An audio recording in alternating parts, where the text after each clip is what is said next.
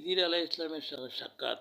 হযরত মূসা আলাইহিস সালাম তার সঙ্গীকে নিয়ে দীর্ঘ পথ পাড়ি দিয়ে সেই ব্যক্তিকে খুঁজে বের করলেন। অবশেষে তিনি হযরত খিদির আলাইহিস সালাম সাথে দেখা পেলেন। হযরত মূসা আলাইহিস সালাম বললেন, আমি কি আপনার সাথে থাকতে পারি, যাতে আপনি আমাকে সেই জ্ঞান শিখান যা আল্লাহ তাআলা আপনাকে দিয়েছেন।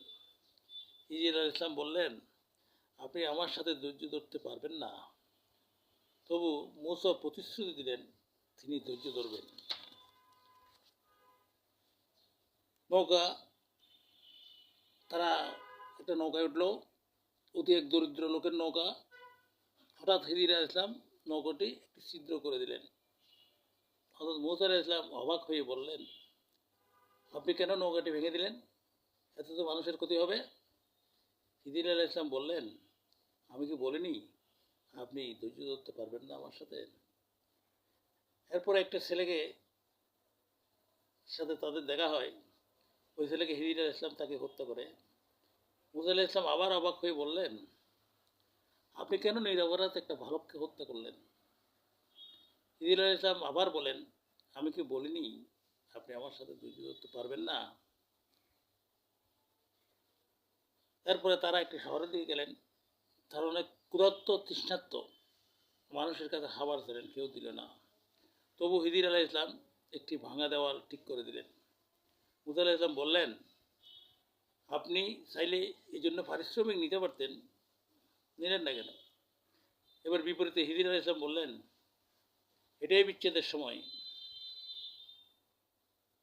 এখন আমি এসব কাজের কারণ আপনাকে বলিব।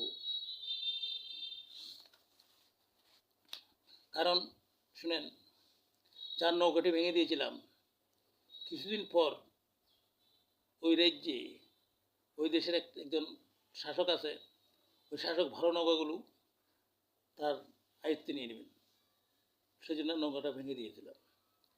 যে শিশুটাকে হত্যা করলাম সে একজন কুফর হবে, খারাপ লোক হবে।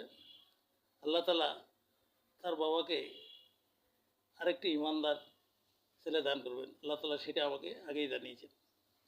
যে ঘরটা ঠিক করলাম তারা ছিল এতিম, ছোট, তাদের দেওয়ালে নিচে রয়েছে গুপ্তধন লুকানো।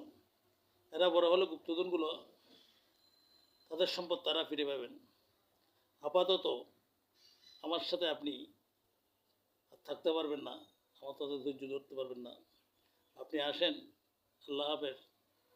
ভিডিওটা যদি ভালো লাগে আপনারা সবাই লাইক দিবেন, ফলো দিবেন, শেয়ার দিবেন, পরবর্তীতে যাতে আমরা সুন্দর সুন্দর ভিডিও করে আপনাদেরকে দিতে পারি।